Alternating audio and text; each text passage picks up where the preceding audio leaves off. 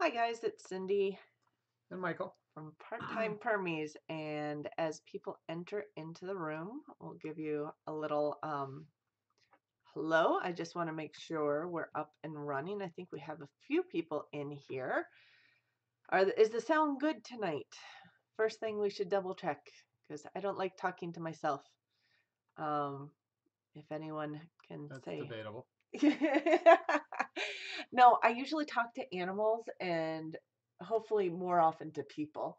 But for those who watch my shows, I talk to animals.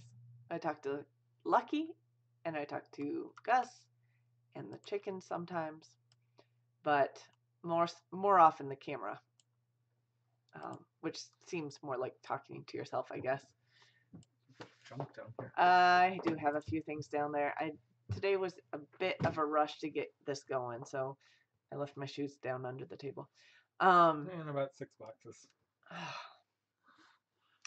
Well, one's going to be given away here soon. So I hope everybody's been having a good week. We'll see how many people join in. Hi, Beverly Farm.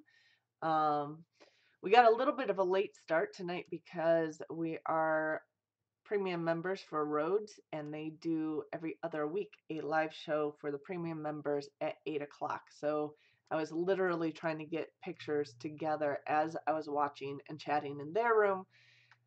It was a little bit of a challenge to get everything ready because it's been another busy week. I mean, last weekend was hot. We got a lot of stuff in the ground. We got a lot of our gardening done. Which I will have an update video coming out this week. So I did a little tour of what we put in there, but we were so under pressure for time because it was so hot.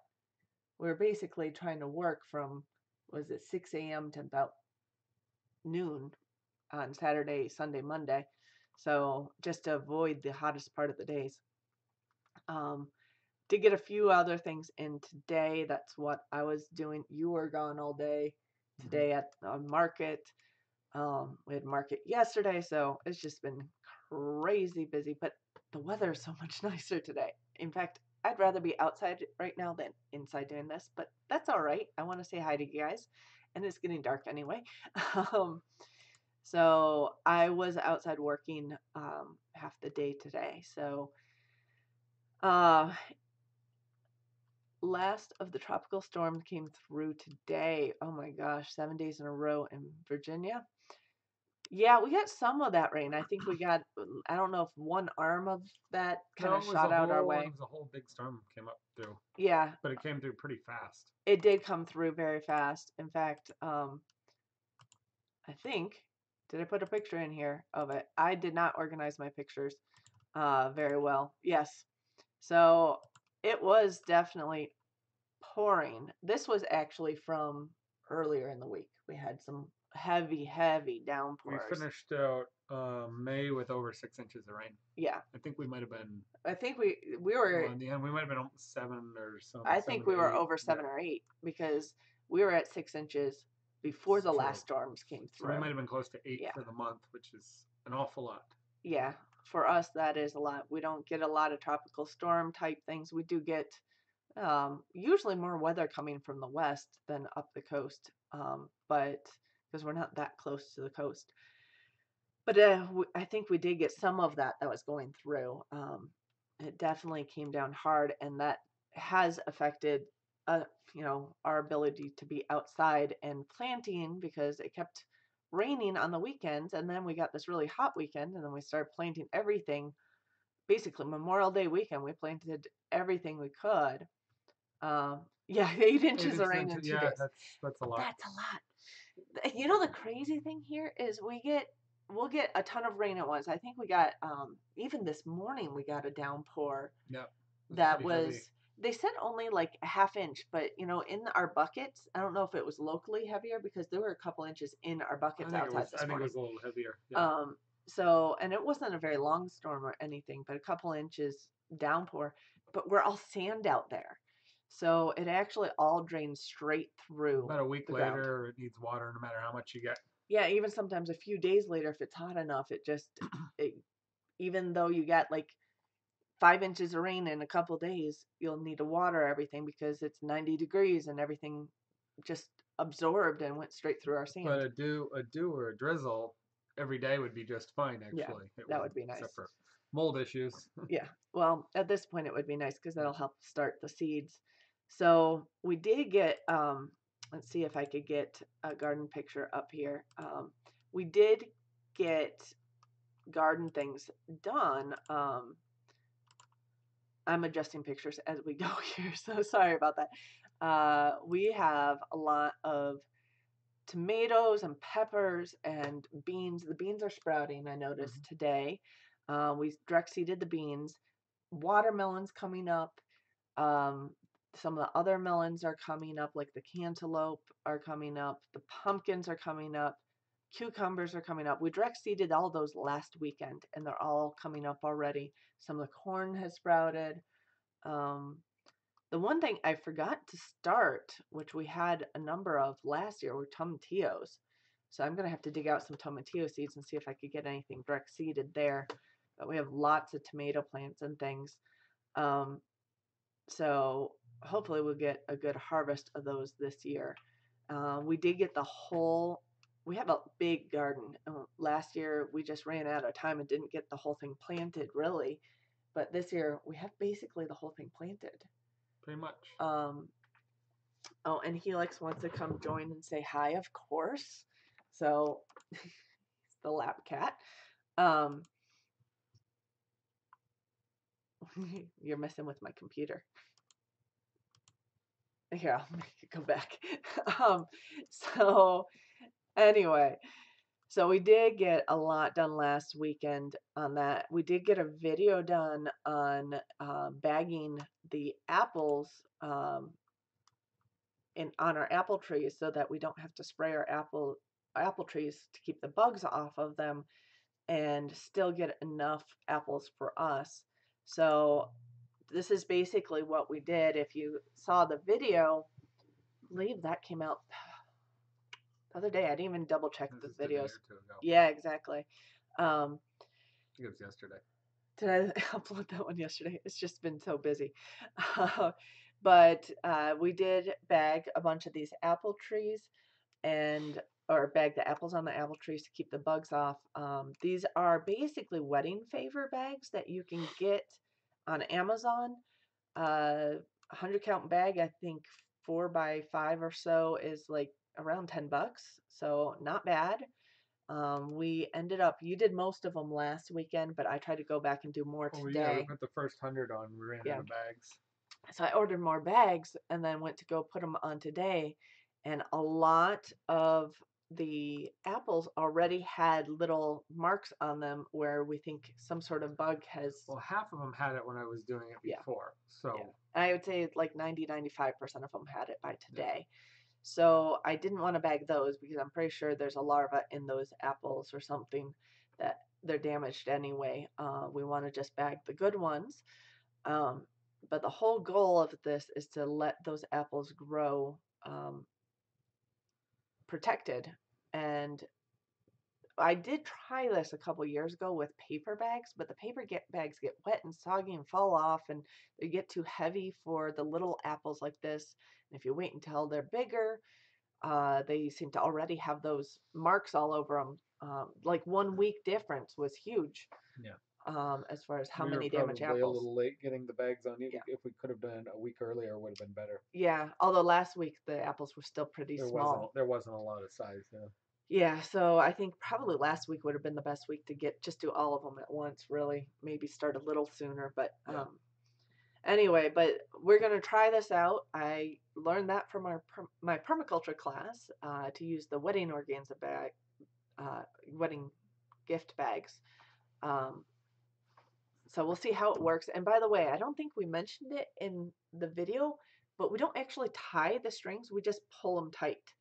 Um, because if you tie them and then they get wet and dry all season, they're almost impossible to untie. So if you want to try this, just pull them tight over the apples. We did have some fall off in the storms we had this week. I just put them back on this weekend on the good apples. So I ended up with probably around 125 bags on apples at different in about 3 trees. One tree is really not very healthy, so we didn't even do anything with that one really.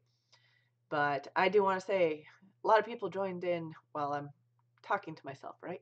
Um, so hi to Valerie, to Finite World, to Tim Beverly, and I think those are all the people in the chat room. I'm sure there's others watching. There's 6 in the room total, so at least according to my video right now.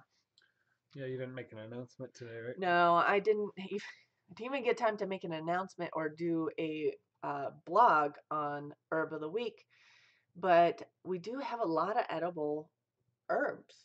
Well, I'm going to get to that in a minute. I did want to mention the other video that we did get out this week was on the tour of Chinatown in Montreal. So that was our vacation from a couple weeks ago. It was a really good food tour of Chinatown, a lot of history involved. The tour guide was pretty darn good.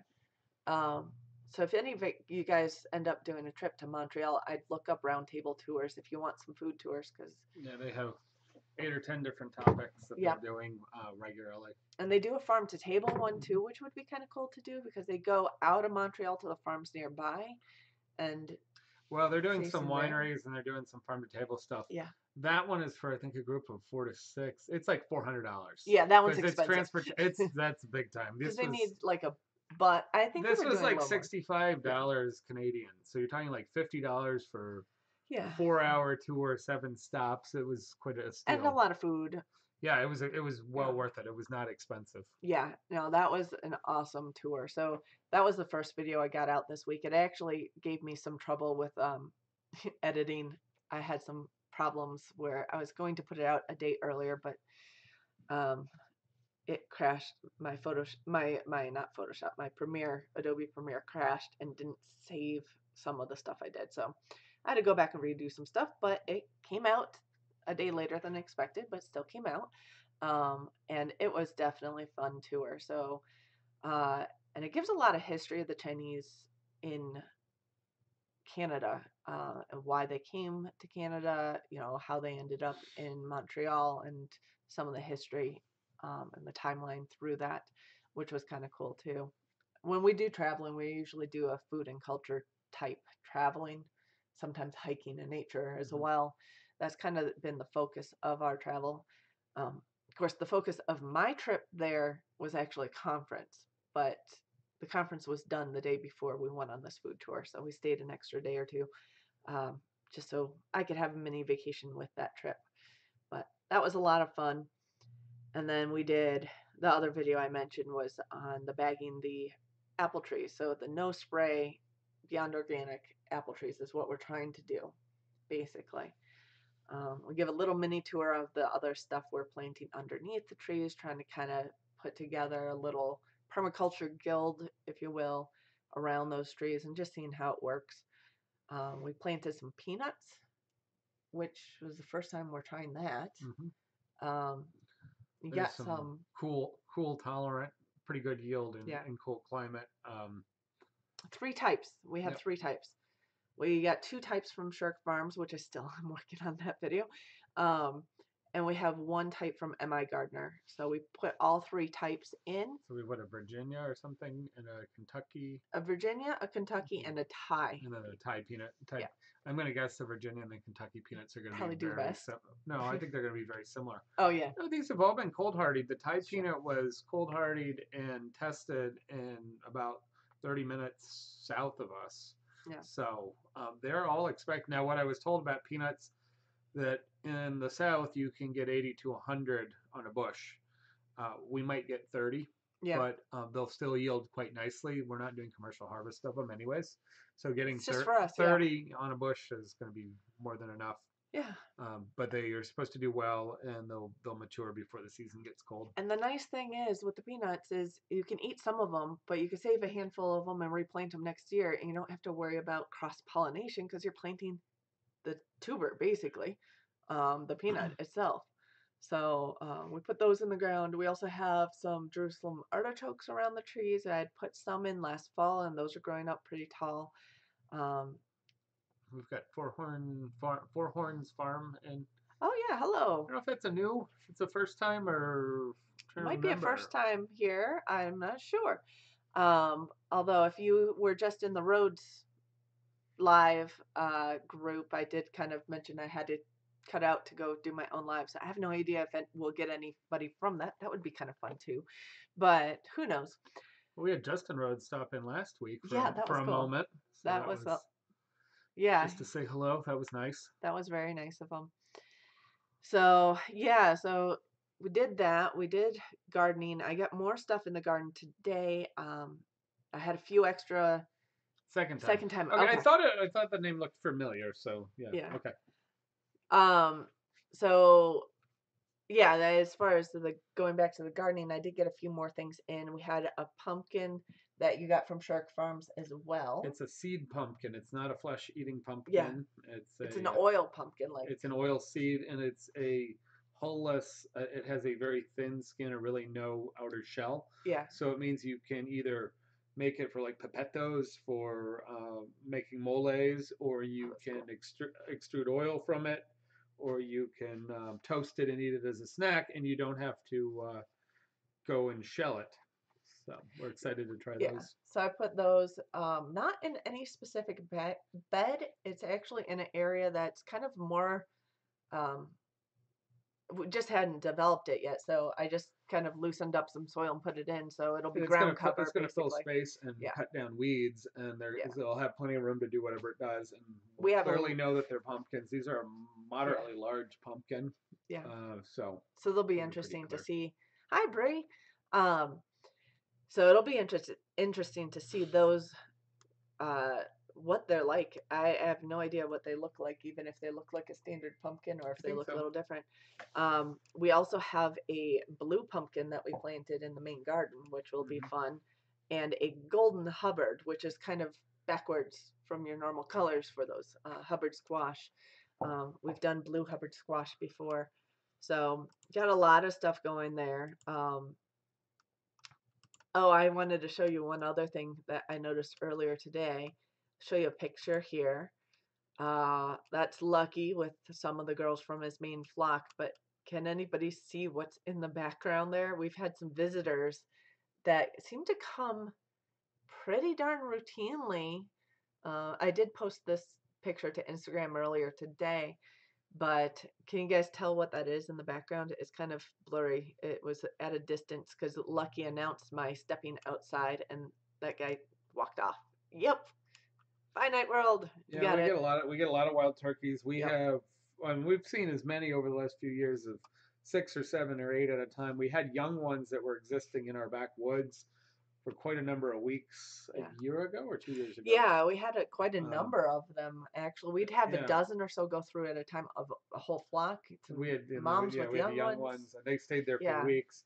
And then we've had a few male turkeys, and this year I've seen 2 or 3 times a very large male turkey Yeah. with 2 to 3 fairly Large large females. matured females. Not big flock, just big birds. These were just really large. I've seen other males, The but Tom was with this one too. yeah, It was further away, so I couldn't get a good picture. In fact, it just was outside that cropped area. they stay in our back higher grass area, but right along the forest line, so they can Yeah. easily slip in. It's between a larger field in our field and our neighbor's field. Yeah. In fact, our neighbors sometimes would just see them sitting there for hours eating the seeds in the middle of the summer. We put some forage back there. You seeded some forage, so they're Plant probably buckwheat. dry. We do have some We have buckwheat buckwheat actually, back there. and we have some barley and some oats, millet, flax, whole bunch of wild stuff, a chicken blend.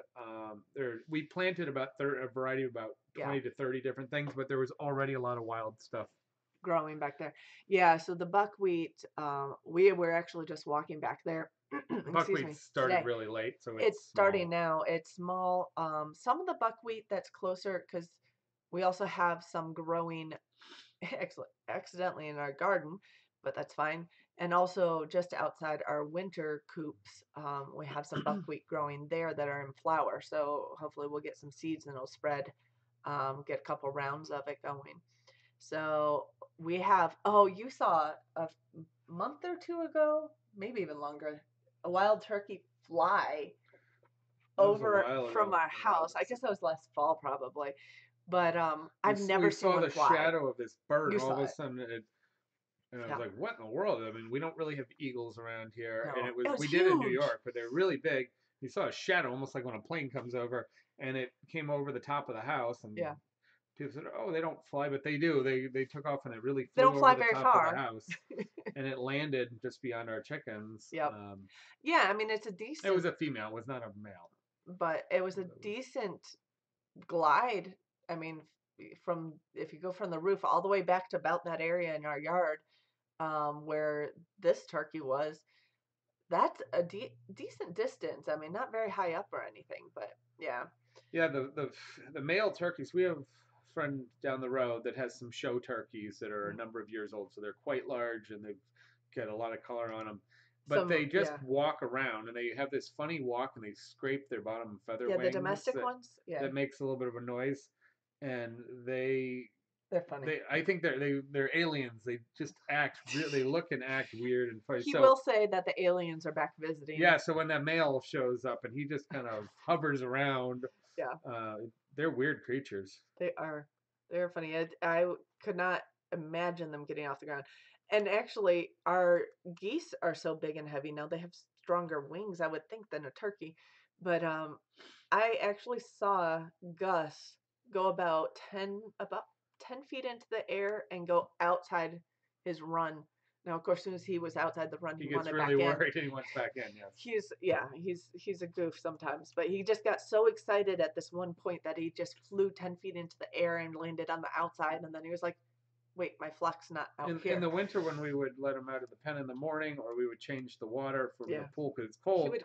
we can't keep a lot of water around. Yeah, So he would get so excited he'd jump in and out and in and out of the pool, and then he'd start running around, squawking and flapping his wings, and you'd get so excited that he'd accidentally start flying. yes, yes. I So, don't think he even meant it; it just happened because he's never really been encouraged to fly. which is kind of funny because, okay, so you guys way back, not way back, a few weeks back, my niece, I guess a couple months now, my niece had come to visit April sometime. Um, my niece Charlie had come to visit, and we did some videos with her as well. But I guess when she went back home, and she was hanging out with my dad, she was kind of telling him stories about being here. And one of the things she had mentioned was that the geese that we have can't fly because they're too big to fly. And she just came up with this explanation all by herself. She's 3 years old, so her own explanation. I'm like, I think they can fly. The chickens don't. So, and the geese are so bonded to those chickens that they freak out if they're not near them. So Yeah, they the won't chickens can fly. kind of bounce around, but I think the geese could fly. Yeah. They're not exercised, so they wouldn't fly very far. But Yeah. and they're also they're off of a domestic eggs that we from a local farm, so we don't know their breeding. They weren't encouraged to fly, so they could be like a farmed salmon Yeah. that they may not be developed ideally for flight because there isn't any stress on them to fly. To do that fly. But they're theoretically well equipped to fly, Yeah. and they're probably a little heavy because they eat well. Yeah, the buckwheat, I will go back to that, definitely attracts some of the other birds. We've definitely had a lot of cardinals and blue jays. We don't get a huge amount of squirrels, which is fine with me. It's interesting with as many We're right by nuts the and things. woods. We have a few. Yeah, we have Yeah. definitely have squirrels, We, but we're not inundated with squirrels and chipmunks like a lot of I places. think it's just because they get enough food in the woods. We have a They lot don't, of groundhogs not or groundhogs. We get moles. moles. Moles go nuts in our. We had a neighbor that just couldn't stand them. It's out in the country. We don't Yeah. even worry about them. They make hills and we squish them down They eventually. aerate our yard. We just don't even worry about them because it's not They don't, city grass. and they actually eat grubs. So moles eat grubs, which are actually good to get rid of. Cut the grass for the second time this year. I've only been cutting the very front piece along the road and sort of our middle area in the back because we are developing because we're growing out a variety of Yeah. not all the grains are in back, but a little more of the grains and regrowing some of the burned out um, grasses. So because last year was so hard on our yeah, yard. so we did some overseeding and then with some mixed field grasses, and we're just leaving it. I'll probably cut it on the next round. I'll cut it down. So you have some pasture grasses out I front have now. some pasture grasses. I don't know how well they took off. Yeah. I did overseed, so it was cut in and seeded, but Yeah. we got wet and then we got really dry and then we got cold and then we got hot so it had It's some just like weird some stress conditions. So I don't know what all took off. Plus the competitiveness with some of the ryegrass and the sand. It's a shady area, so we're trying it out. Yeah. I wanted to cut it about 6 or 8 inches high, cut it as a lawn, but still keep it relatively high. But our tractor will only cut 4 inches because it's not a brush hog or it's just You it's could a always garden borrow tractor. the neighbors. Our neighbors. Oh, He doesn't have it no, anymore. he I did don't know sell what it, did he's he? cutting his yard with. Yeah. That would be ideal, as if, he had one. somebody had had a high deck mower Yeah. that we would just go through and cut it once a month. Yeah. So I did want to get onto some of the things that are growing wild in our garden. Too much a little bit, but edible. We yanked out some massive pokeweed roots, so that was That's a another thing. struggle. And that's I would go back to that being I'll put that in the list of debatable edibles. There are definitely a lot of people eat it as long as it's really young, but it is poisonous if it's too old. So that's a whole These different were matter. roots the size of carrots. Yeah, they were huge. The shoots No, they're bigger.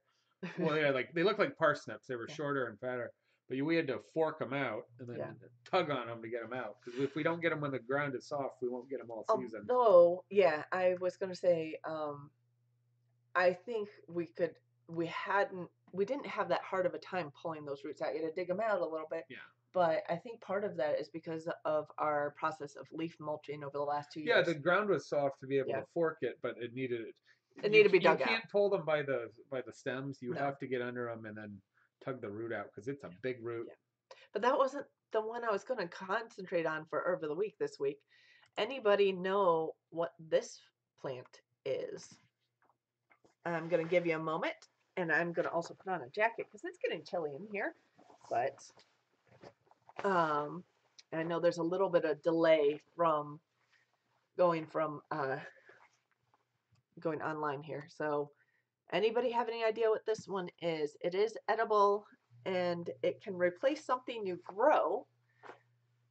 Lamb's quarter. Yep, yes. Green Gables, hello. I think that's the first time I saw you pop up. It is lamb's quarter, or otherwise known as wild spinach. And we have a ton of it usually. We have a ton of it. It likes to take over our garden, but on the other hand, you could just chop it down, feed it to chickens, or chop it down and saute it. So you can treat it just like spinach, basically. Ours is getting that in Washington. Big. I would guess you have it in Washington. I don't know. It grows all over the place here. It's pretty aggressive. I don't know if it likes the really hot weather, but I'm going to guess. It likes disturbed soil. I'm guessing it grows in most places, but definitely in Washington.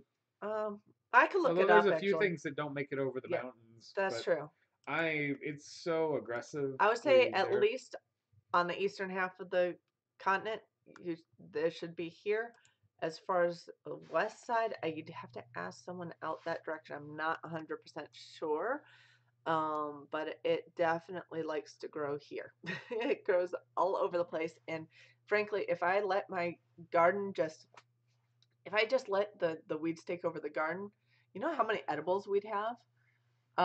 We have, of course, this lamb's quarter. So if you want to take another look, it could get pretty tall, especially if it's in a fertile garden bed, because this stuff, I think it's starting to get to about 2.5 feet. Maybe. I would say that picture looks like pretty mature because we have that's some from the top, that's still young and has the purplish and is very. And I'm not sure if I kept that picture, but we actually have some young stuff. All right, so northern Alabama. So yes, it does just fine in the heat. So yeah, it grows everywhere. Yes, I think it's everywhere. Yeah, it does. I'm not surprised.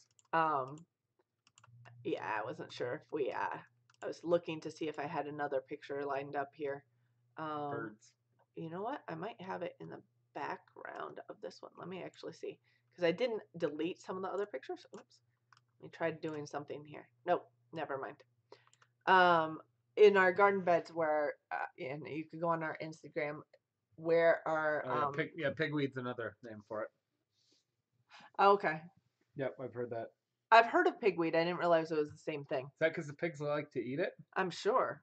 It's just like chickweed. Chicks like to eat I it. think our chickens don't have any problem eating it all up. No, and the geese probably I even less like it. They problem. like it even more. So The geese actually love their greens, but I did read that lamb's quarter actually has higher iron than your domestic spinach, so and a lot more nutrients than a lot of the others. lower E. coli. Well, because it's not commercially packed. I would say most of the stuff from our garden probably has lower E. coli counts than almost anything at the grocery store. Well, That's commercially packed. No E. coli. In most Hopefully, items. no E. coli, but as far as at least on the raw fresh produce. Yeah. That yeah, that's a whole nother matter. And can you believe I am building up eggs like crazy, and hardly anyone's been buying them since Easter at work, even though there's been so many recalls. I don't understand it. It's like I can hardly sell 2 dozen eggs in a week, and we're getting like a dozen a day. I'm just trying to find places for them. At this point, they're ending up in our fridge which we don't necessarily need to do if we could keep up with eating them, but we can't. So we do put them in the fridge if it's going to be potential months before we get to them. But that's a whole nother thing I got to think about. I think I got to look into the feed store and buying some of our eggs because they will sell them. Pickle them. Yeah. I like pickled eggs. We could I'm do not some sure if you pickled. like pickled eggs. I like them. I'm I like. not going to pickle, 200 of them, but No. I might pickle 2 dozen. Yeah. I like some pickles. Some people will freeze them. And things like that. They will hold for months in a refrigerator. So I saw somebody doing a video on, I think, submerging them in oil. I don't know if any of you have heard of that. They were doing months, and the egg diet. Yeah, the egg diet.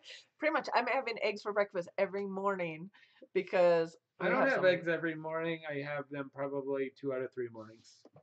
I have them Sometimes basically I every don't morning. have eggs.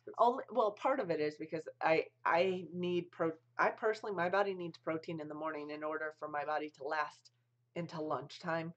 And sometimes I'm so busy with patients at work that I have no time for a snack. Eggs, so yeah, deviled eggs are really good. In fact, we could probably bring some to work, and I could probably just give away deviled eggs. You guys haven't been doing your picnics or potlucks or whatever. No, we haven't done any potlucks at work recently. We're doing it quarterly or something. Yeah, nothing in a while, but that's a whole nother. It's a whole nother story. Yeah, because I was thinking about that a while ago that you hadn't asked or had anything. Hadn't asked for any food to be probably made. 6 months. So yeah, I think it's usually every few months. Well, I was thinking around Memorial Day because sometimes you had a barbecue or they had something kind of nice heading into the holiday, so people they might do something tolerated their work or weren't working while they were at work or whatever it was. Yeah. So, but that's when I was thinking about it. I was like, well, you didn't mention anything happening, so cover it with lye water. Lye water, I've heard that. For up to 6 months, is that? I thought I saw a video of somebody covering them with, was it lye water or oil? I want to say it was oil, but oil concerns me a little bit. Anaerobic. Yeah. Well, it could be anaerobic, but you also push the oxygen out. Right. Okay. And then they were doing, I don't know, and then they were refreshing them. I want to say it was a Permies.com video from a number of months ago, and I think I watched it fairly sleepy and I don't know. It looks interesting. You actually get it. You actually watch more of those things on Permies than I don't watch a lot of I wish I watched a lot more because they have a lot of information. Their list feeds and they're well, you got to read a lot of it. Yeah. So it takes time, but and they have videos, but it's really deep topic wise. If you're looking for an answer and there isn't much out there, there's a chance somebody knows something. It's actually a pretty good source. A lot of discussion boards on there. And there's a lot of people that follow it and really niche, specialized people way nerded out on topics that if you need some information, it's probably already posted or you can ask. And and by the way, occasionally I jump in on like we were doing some meat curing questions a while ago. I keep looking at the camera. I'm like, these things won't flip down, but I keep grabbing the wrong side because it's not a mirror. Yeah. And I know so many people get used to, they say actually looking at themselves on the camera is backwards. It's not backwards. The mirror's backwards, but you get so used to seeing yourself in a mirror instead of on camera. It's so weird. Anyway, sorry, got distracted there for a minute, but I was trying to see if I had any other pictures here going other than what I had left over. Oh yeah, chickens. More chicken updates. I will have a chicken update video coming out this week, as well as a garden update video coming out this week. And then I'll try to get more work done on the other old ones. But um, we have two silky hens who went broody, and at the same time, like within a day of each other. Not oil, lye water. Okay, I was too sleepy. I Yeah. remembering wrong. Lye water. Okay. Okay, Anyway, that's good. I'll have to go back and think about that. So you're changing the pH, you're taking out the air and some of the contaminants by covering with water. I feel a lot better with it in water then oil. than oil. Plus, oil is expensive. I mean, okay, that makes a lot more sense. Okay. Anyway, going back. So we have actually quite a few broody girls right now sitting on eggs, but I let these two go co-broody. One of them has now pulled a few eggs out of the nest box to nest next to the nest box and sitting on them over there, but they're still, sitting next to each other. So we'll see what happens. I've never had pairs of chickens in the same area with chicks due the same day before, so I'm not sure if one will steal all the chicks or if they'll work it out together or if they'll co-raise them, but we'll just experiment with it. I'm hoping we'll get a few more silky hens because they do make great mamas, and they let me check the eggs. They don't bite me like the big girls do. They're so, defensive about their nests. But these guys, they'll puff up and make noise, but they don't actually attack if you try to go check on their eggs.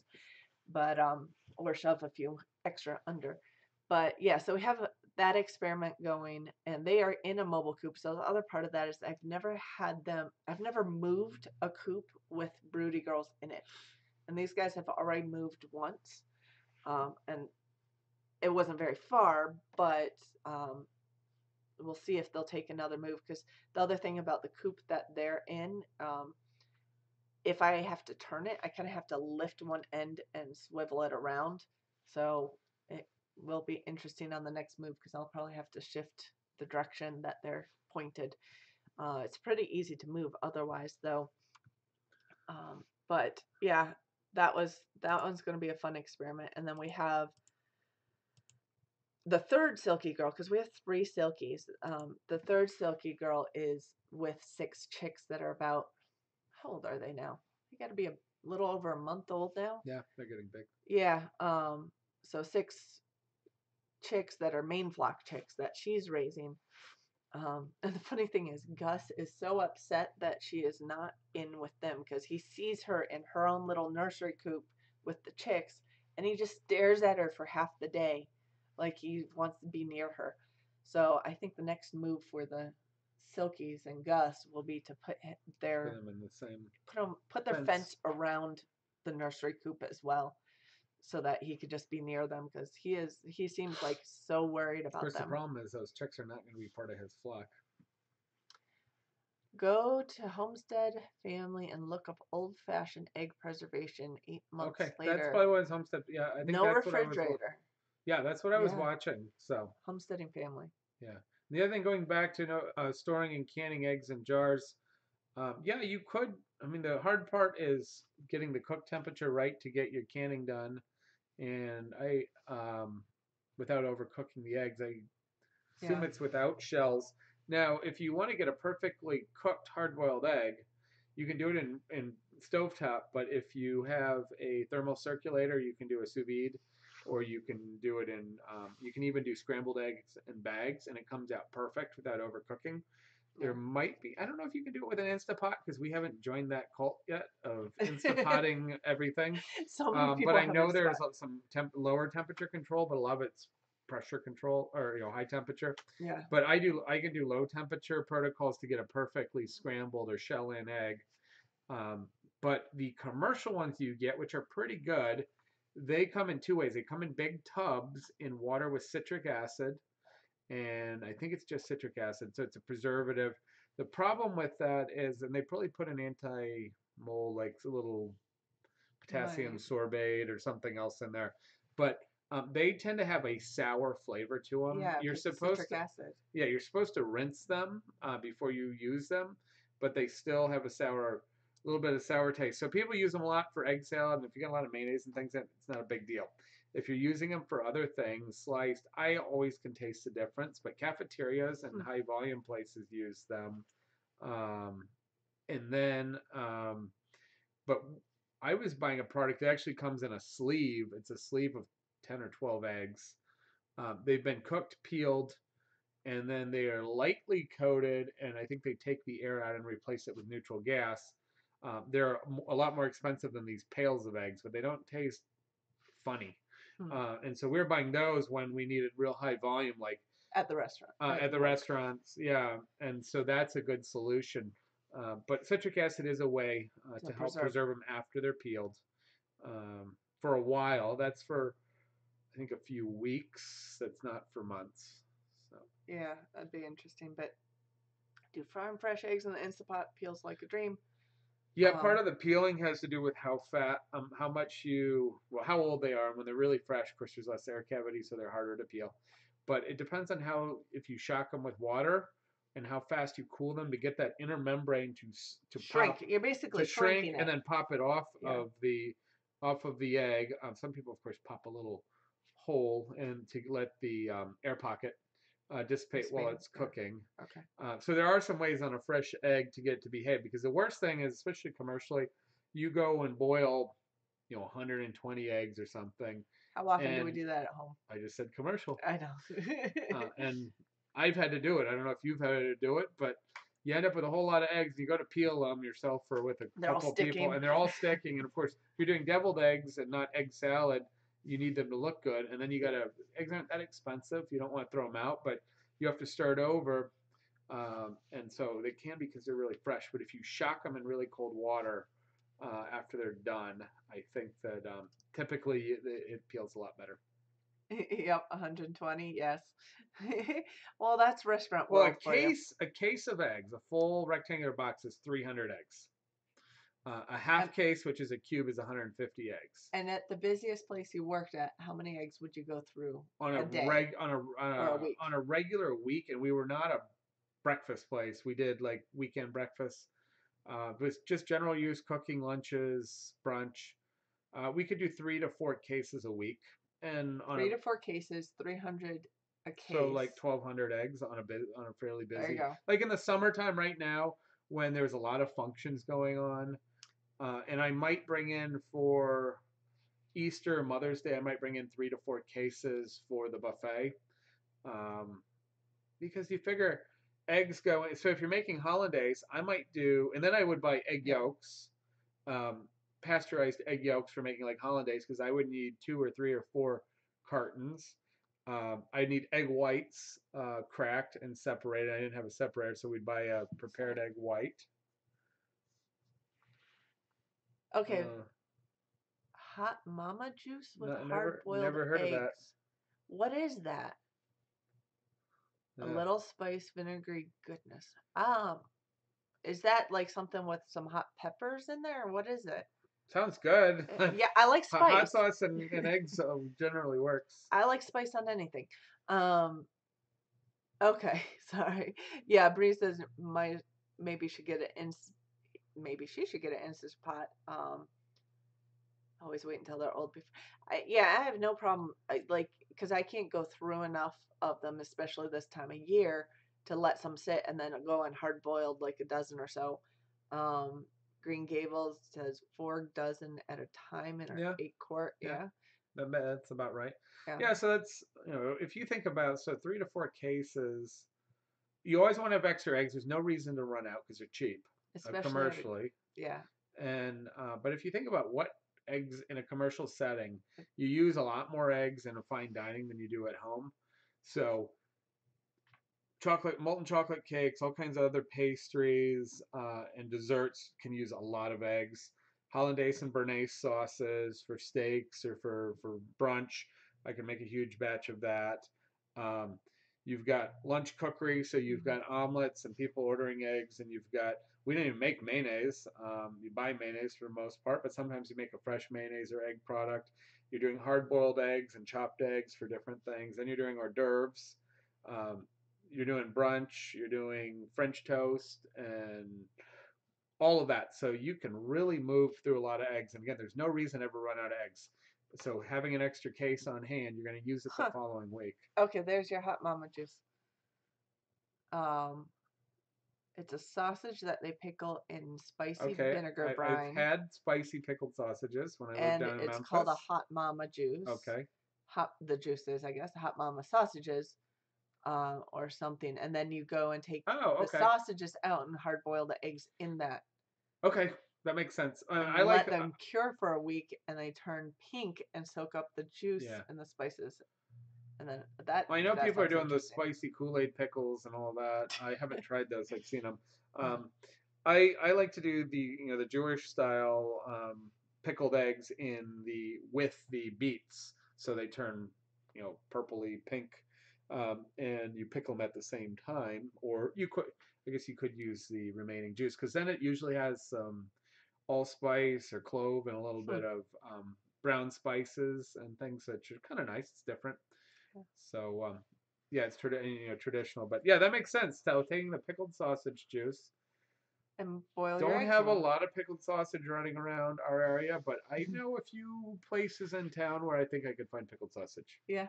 There's a couple grocery stores. There's a couple Spanish stores. Yeah. There's a downtown store. I know when we were in New York, I would have no problem. I know right where to go. There's a whole handful of places I could get things, but here it's a little more selective on finding that. Might have to go to Chicago. No, I wouldn't have to go that far. So I can find it downtown. Chicago's only 2 hours from us, but it's a hike and it's traffic, and I like where we are better. Ways to use extra eggs. That's the challenge we're having. And egg whites freeze great, by the way. Egg yolks either have to be salted in citric acid, and they still need to be rehydrated and aren't as good, or they can be sugared, heavily sugared to use for desserts, and they freeze okay, but not usually. They're refrigerated in the best quality. Egg whites freeze very well. They will squeeze out a little bit of the water and will not make a meringue perfectly, but they'll make omelets and other things just fine. And egg whites last a long time without the yolks. Cream puffs. You can freeze whole whipped eggs, especially if you put a little vinegar or lemon juice, and sometimes a pinch of salt. They freeze quite well, even for scrambled eggs and things. I wouldn't do delicate baking with them. Yeah. So like crack them and scramble them and then put them in a bag and freeze them. Or what are you talking about with? No, you would scramble. You would whip them, but not cook them. Yeah, exactly, without cooking. So yeah, potato salad, egg salad, all those types. Yeah, I used to make a lot of custards every week. Creme anglaise, which is vanilla sauce, or the base to French vanilla. Ice cream. And then it's the base of the French vanilla. We need an ice cream maker. Custard. I think we have one downstairs. Do we? I think so. I think my parents gave us one. Oh, we've never used it. I'm almost certain it's down there. And then I make a lot of pastry cream also. With yolks only. Okay, so pastry cream is almost all yolks. Desserts. Creme anglaise or custard base is mostly yolks. Creme brulee is all yolks. Dessert. Pot of cremes and all the flans and everything are a combination of more eggs, yolks plus whole eggs. And then if you like savory things, Bernaise and Hollandaise are whipped egg yolks only, and cooked, and then you add in butter. Mayonnaise is egg yolks and oil. And the other... That's something we still should make. We were going to make mayonnaise at one point, but we just haven't had Sabagnone or Zabiglione, depending on whether you're French or Italian, is basically stirred egg yolks. You warm it up almost like you would for a hollandaise, but instead of using vinegar, you use white wine, or you use a fortified wine like a sherry or a marsala, sweetened wine. It's sugar, a wine alcohol, I did it with beer once for a competition. It was pretty good. We had to do it with Sam Adams. There you go. And then, they have them at Walmart. Oh, we got a Walmart That's close easy by. enough. I don't go there a lot, but occasionally. Yeah. Yeah, you know what? That makes sense. And so, yeah, the Sauvignon, you whip Egg it coffee. and you put it in I don't the, like coffee. and you get it really ribbony and nice, and you use it to drizzle it over fruit or over cake. And if you want to lighten it up, then you mix it in with additional whipped cream as a dessert. It's also frequently the base for tiramisu. The loose tiramisu. Another thing I don't really eat. You can actually go through and pastry shop. Egg whites get thrown out.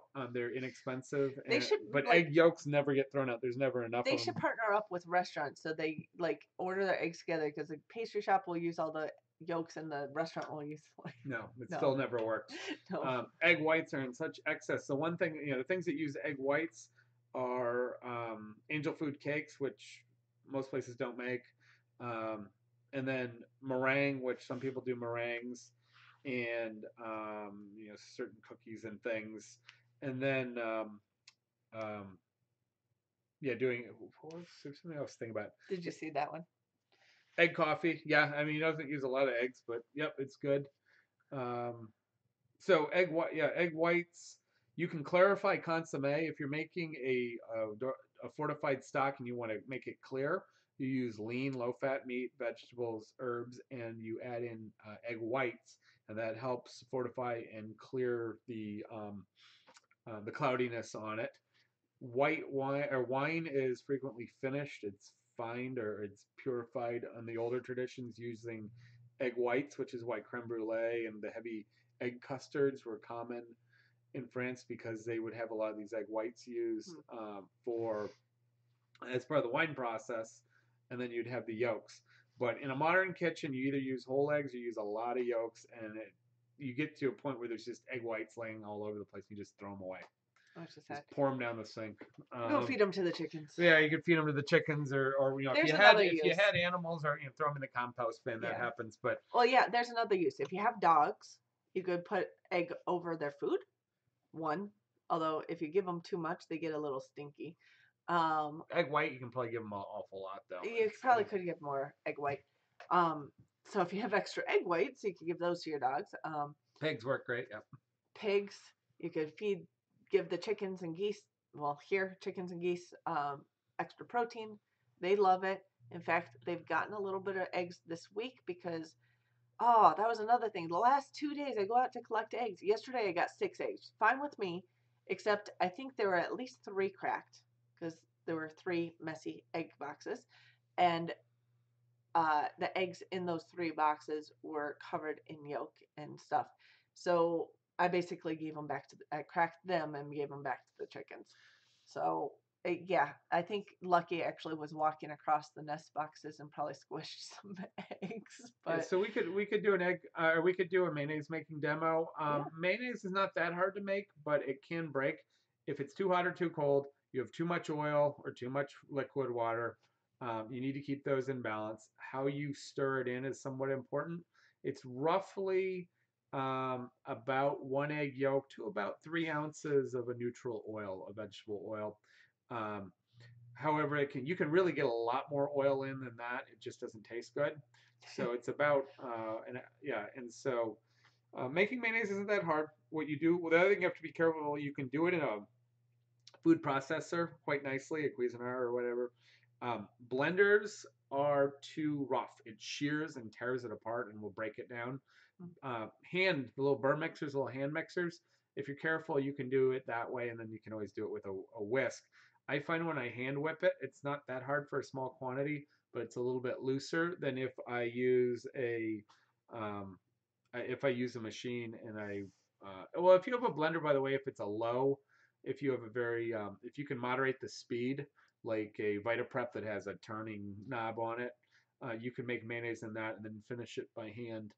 The nice thing is you can control your egg yolks and have a little more egg yolks. You can use different oils or finish with a little olive oil if you want.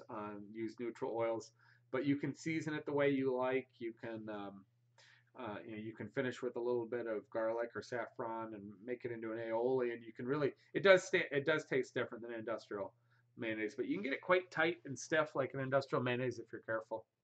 Green Gables, how many chickens do we have? Laying right now,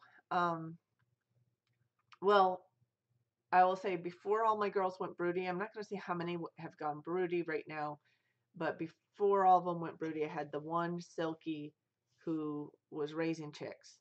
And we were getting like, at this point, we're averaging 18 eggs a day. Yeah, we were way for a up for a while. while. At that point, we had laying hens. We had 21 in the main flock that were laying, and then 2 Silkies that were laying. I have a video coming. Fish like hard-boiled eggs. Yeah, I saw that. I'm sure they do. They like protein and meat. Yeah, I bet bass would do just. Oh yeah, bass. But yeah. So as far as total, technically, we're not supposed to have over 30. Oh, we have tons of bluegill here too. Yeah. You guys are talking about fish. Yeah. So total number of chickens, I would actually have to calculate that out. I was getting close to 37 right now. We're ready to do a culling. We need to do a culling. So we have meat chickens. So we're, we probably need to schedule, I don't know, maybe the next weekend or so. We're getting real close to putting some birds in the freezer and bringing down the numbers. We need to, take some of the, we'll probably thin out some of the older girls right now, but we are going to, is my guess. We got to figure this out. We have to discuss it. But I'm thinking take out some of the older girls right now. We have. I assume you're discussing it with the chickens, and because I don't really care. You don't care which ones. Just grab them and let me know, and we'll talk about it with the chickens and decide who needs to go. I'll talk about it with the chickens, and I'll talk to myself about it because I talk to myself too, right? Yeah, chicken math turns into coop math. We have 7 coops right now, but we're using 1, 2, 3, 4, 5 of them right now. So, which is a little insane. But and I had built the newest one in May. So, but and that was a whole nother video. But yeah, we need to take some of them down, take down the numbers, and then this next group, because we have a group, again, we have a video coming out on this, but we have a group that will be hatching soon, not Silkies. If we have Silky roosters, they'll end up as part of this. But when we get to about 7, Helix is saying hi. When we get to like, shush, when we get to like September, probably maybe early October, but probably sometime in September, we'll probably have to take out the other ones as well.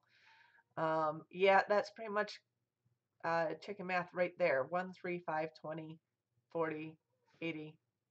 Yeah. It tends to keep growing. For Terry Ching quickly, immersion blenders are nice. You don't have to buy like a $30 or $40 or $100, the KitchenAid or the nice ones. If you're not going to abuse them and use them for real hard work, you're just going to whip some stuff up with them here and there, salad dressings and whatever. Go buy the dirt cheap $19 one, the white plasticky thing, because I have broken both the $35 one and the $16 one just about as fast. The KitchenAid ones are a little better quality, but I find that I'd rather throw away a $14 one than a $45 one. That's funny. And yeah, they're not indestructible. The commercial ones are a little more so, but they're like $1,000, and you can do crazy stuff. So yeah, get cheap ones. They're easy. They're easy to clean up. And you guys are all talking about fishing a pond. I want a pond. Yeah, we don't have a pond. We don't have a pond. We don't have any water on property. I saw Lake Michigan this week. Oh, you did? First time in a long time.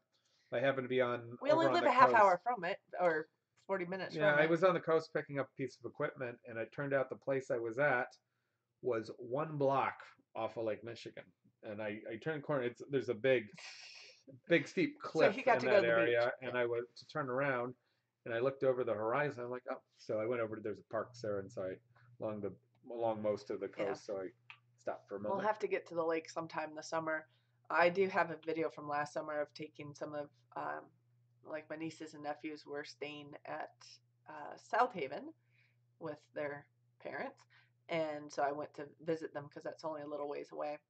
And Bree, good night. Yeah, we should wrap up here soon Yeah, too. it's at But Beverly Farms, at Tim Beverly's. yeah. Yeah, we're right Oh, where Beverly Farms was the first one. Yes. Good night. I don't know if Bree was saying good night, lakes are but still. Well, Lake Michigan is still yes, cold. Lake yeah. Michigan's cold until end of August. July, August, most of the year. Yeah. It actually feels pretty good, usually by mid-August.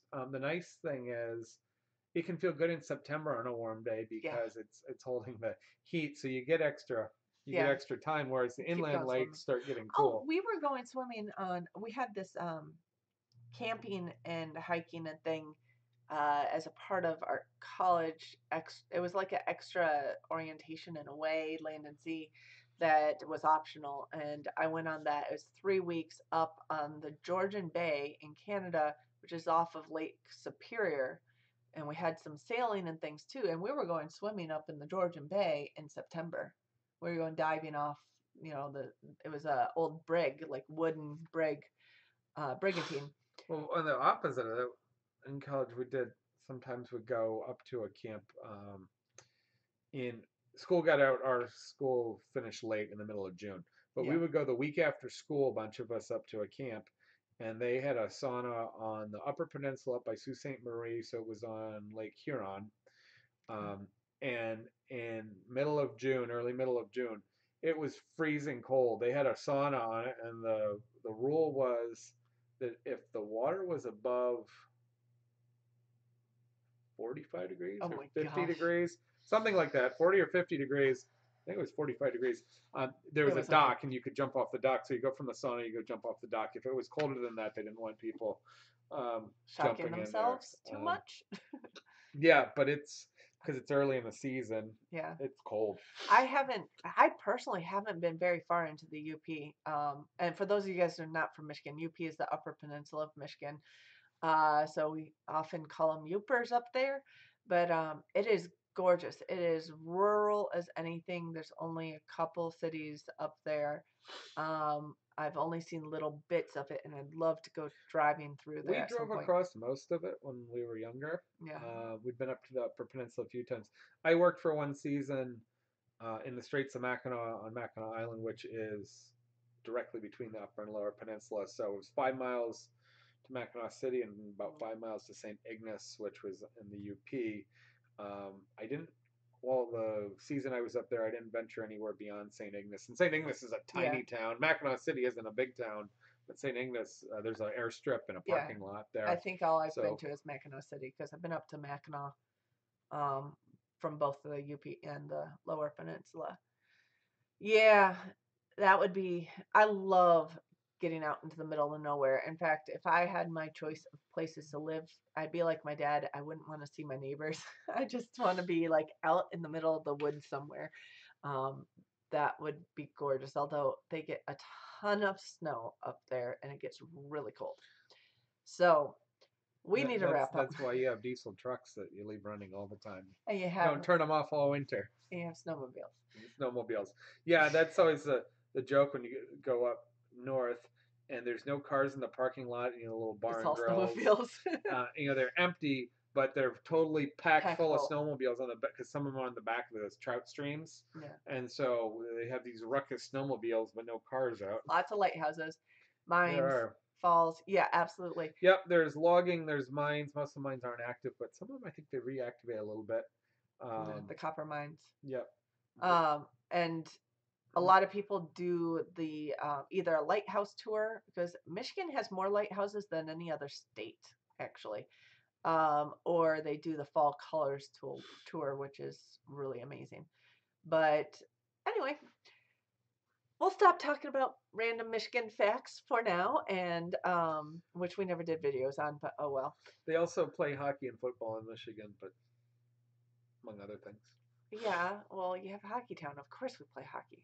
I've coached a few of them. I've never played it, but that's another matter. Gotta get figure skaters to teach the hockey skaters how to play, skate a little bit and power skate, but that's a different matter. So we are going to say goodnight because I have to get ready for bed. I have to work tomorrow. Can't stay up much later, but there are a lot of Packers fans in the UP. That's true.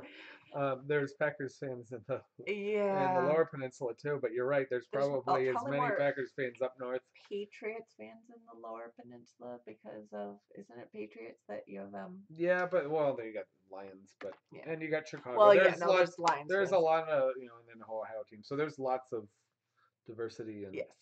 and But there's more, I think, college fans than pro fans in the Lower Peninsula of Michigan yeah. because U of M and Michigan State. Green Bay is closer to them. True. Okay, you guys, we're gonna wrap up, but I will try to get some more stuff prepped next week. This was literally thrown together this week, but it was a fun conversation. So I'm glad you guys joined us. Oh, if you haven't noticed, we're at 200, 960 subscribers. We will be having a giveaway as soon as we hit 1,000, you guys. So be on the lookout for that video because we'll have instructions on what to do for that giveaway. And if you don't mind sharing our videos around, sometimes that might help us hit 1,000 sooner if we can encourage more people to join.